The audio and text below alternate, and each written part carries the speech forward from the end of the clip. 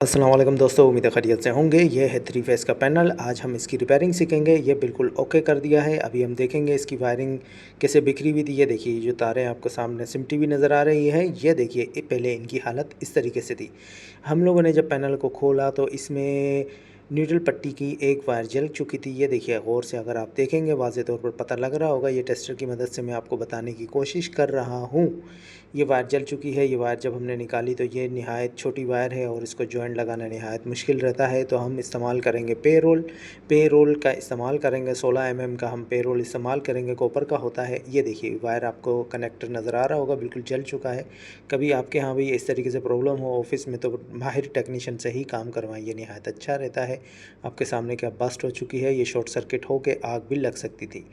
खैर, हम लोग आगे की तरफ बढ़ते हैं। ये है पे रोल, हम इसको लगाएंगे। ठीक है, ये इस तरीके से तार को ट्विस्ट करेंगे और इसके अंदर हम इसको फिट कर देंगे। दोस्तों, ये देखिए, पे रोल के हमेशा सेंटर में एक अदद होल निशान होता है, पंच, जो अच्छे पे रोल होते हैं। इसका मतलब ये होता है कि आधी तार आप इसमें डालें और आधी जो दूसरी तार छील के डालेंगे वो उसका आप जॉइंट लगा सकते हैं। तो हम इस तार को इतना काट देंगे। ठीक है दोस्तों, तार को काट दिया और हमने पे रोल लगा के पंच टूल से इसको पंच कर दिया। पंच करना नहायत आसान और अच्छा रहता है। इलेक्ट्रिकल काम में बहुत ज़्यादा जो इस्तेमाल की जाने वाली हैवी वायरिंग्स में इसका इस्तेमाल किया जाता है। अब हम इस पर न्यूट्रल की वायर है तो हम ब्लैक टेप का इस्तेमाल करेंगे ताकि हमारे बाद आने वाले टेक्नीशियन को भी आसानी रहे। न्यूट्रल टेप लगा दी। अब हम इस पर शिलिंग ट्यूब लगा रहे हैं। ये 10 mm की शिलिंग ट्यूब है। ठीक है, इसको हम लोग इसको अच्छे तरीके से इसको पूरी चढ़ा देंगे ताकि बेहतरीन तरीके से इसको कवरिंग मिल जाए। ठीक है दोस्तों, और ब्लैक टेप का इस्तेमाल करेंगे। ये हमारी मेन लाइन जो आ रही थी, इसको हम नाइफ़ कटर की मदद से काट लेंगे, छील लेंगे। पीवीसी रबड़ हटा दिया। ये देखिए, ये कंडक्टर है, इसके ऊपर हम जो दूसरी तार का जॉइंट लगाया है इसको हम इस तरीके से गोल घुमा देंगे तार को अच्छे तरीके से। ठीक है, जॉइंट को हमने बड़ा किया। टेस्टर की मदद से वक्तन फ़वक्तन चेक करते रहेंगे, करंट तो नहीं आ रहा, ओके है।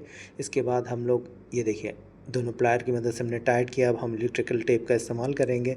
इलेक्ट्रिकल टेप हम लोगों ने इस पर अच्छे तरीके से लगा दी। अब राउंड करके चेक करेंगे, बाज़ औक़ात रह जाती है। ये देखिए, बिल्कुल साइड से देखेंगे। बिल्कुल दोस्तों, इस वजह से शॉर्ट सर्किट होता है। कभी भी आपके यहाँ हो तो हमेशा प्रोफेशनल इस चीज़ की तरफ ख्याल करें।